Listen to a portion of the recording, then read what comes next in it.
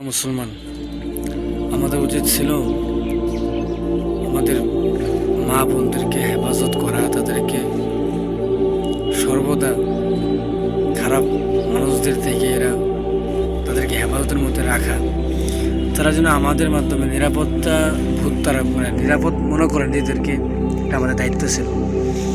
কিন্তু আজ আমরা মুসলমান হয়ে হইতে পারলাম না মোহাম্মদ বিন কাসেমের মতো, খালিদ বিন ওয়ালিদের মতো মুসলিম ইতিহাসে যারা বীর পুরুষ তাদের মতো আমরা যুবকরা আমরা মুসলমান হইতে পারলাম না, বা আমরা মুসলমান ওইরকম হওয়ায় এখন চিন্তা ভাবনাও করি না, আমাদের মধ্যে ওইরকম চেতনাও নাই।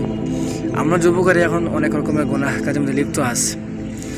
বিধর্মীরা যে সমস্ত গুনাহ কাজগুলো করে আমরা মুসলমান সন্তান হয়ে আমরা সেই সমস্ত গুনাহ কাজগুলো করি।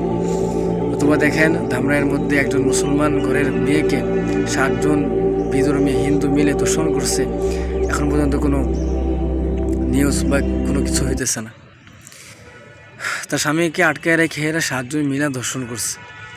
এলাকার মানুষের কাছে বিচার যাওয়ার পরে এলাকার মানুষ তাকে পিটায় ভার করে দিছে। এখন যদি কোনো বিধর্মী হইতো দেশ বিদেশ তোলপাড় হয়ে যেত। আমরা মুসলমান, আমরা কি বলবো আর। আল্লাহ তাআলা আমাদেরকে হেফাজত করুক, আমাদেরকে আল্লাহ পাক রব্বুল আলামিন বীর মুজাহিদ হওয়ার মতো তৌফিক দান করুক, আমাদের সন্তানদেরকে আল্লাহ পাক রব্বুল আলামিন সিফাহ সালার হওয়ার মতো তৌফিক দান করুক, খালিদ বিন ওয়ালিদের মতো হওয়ার তৌফিক দান করুক।